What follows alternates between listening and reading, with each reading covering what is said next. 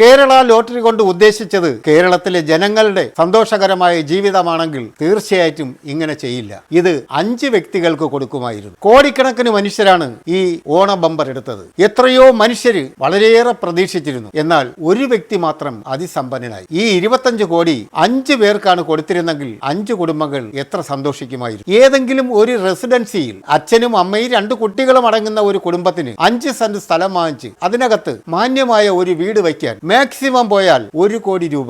അദ്ദേഹത്തിന്റെ യാത്രയ്ക്കായി ഒരു കാറും ഒരു ബൈക്ക്, ഇതിന് ഏറ്റവും കൂടിയാൽ ഒരു 15 ലക്ഷം രൂപ, ഒരു 2-3 ലക്ഷം രൂപ കൊടുത്തൊരു നല്ലൊരു ബൈക്കും 10-12 ലക്ഷം രൂപയ്ക്കുള്ള ഒരു കാർ. ഇത്രയുമാകുമ്പോൾ ഒരു മനുഷ്യന്റെ ജീവിതത്തിനുള്ള എല്ലാ സൗകര്യങ്ങളുമായി 1 കോടി രൂപ ബാങ്കിലിട്ട് കഴിഞ്ഞാൽ അവർക്ക് മരണം വരെ ജീവിക്കാനുള്ള തുകയും കിട്ടും. എന്നാലും 2.5 കോടിയായോ ബാക്കി 22.5 കോടി, 8-10 കോടി ടാക്സ് പോയാലും വീണ്ടും അദ്ദേഹത്തിന് കിട്ടുന്നത് ഏകദേശം 15 കോടിയോളമാണ്. ഈ 2.5 കോടി കഴിഞ്ഞാൽ 12.5 കോടി വീണ്ടും അദ്ദേഹത്തിന്റെ കയ്യിൽ ബാക്കിയാവുന്നു. ഈ ലോട്ടറി 5 പേർക്കാണ് കൊടുത്തിരുന്നെങ്കിൽ 5 കുടുംബങ്ങൾ വളരെ സന്തോഷമായി ജീവിക്കുന്ന ഒരു അവസ്ഥ ഉണ്ടാകുമായിരുന്നു. കേരളത്തിൽ ലോട്ടറി എടുക്കുന്നതിൽ 90% പേരും സാധാരണ മനുഷ്യരാണ്. ഈ 25 കോടി കിട്ടിയ ആൾ അദ്ദേഹത്തിന്റെ സമ്പത്ത് വീണ്ടും വീണ്ടും വീണ്ടും കൂട്ടിക്കൂട്ടി വയ്ക്കാനേ കഴിയുള്ളൂ. കേരള ലോട്ടറി ഇത്തരം തുകകൾ കൂട്ടിക്കൂട്ടി കൊടുക്കുന്നതിന് പകരം കൂടുതൽ ആൾക്കാർക്ക് കൊടുക്കാൻ ശ്രമിച്ചു കഴിഞ്ഞാൽ കൂടുതൽ പേര് സന്തോഷവരാകുകയും കൂടുതൽ പേർക്ക് ലോട്ടറി എടുക്കാനുള്ള പ്രചോദനം ഉണ്ടാവുകയും ചെയ്യും.